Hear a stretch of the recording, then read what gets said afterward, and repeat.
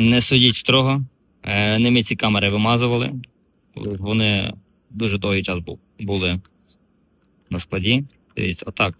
Камера кріпимо на монтажну коробочку. Дешевий пластик, говоримо вже, що це не оригінальна коробочка. Болтиками 4 закріплюємо і має право на життя. І такий кронштейн буде кріпитися на профіль. Там дуже високо.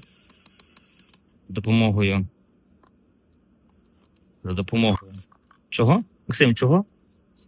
За допомогою чого буде кріпитися кронштейн? Як це називається? Хомути.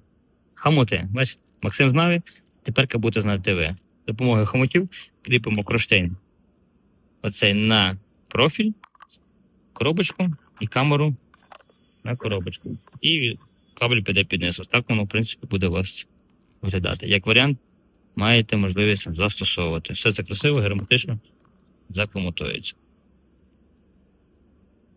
Беріть в проект.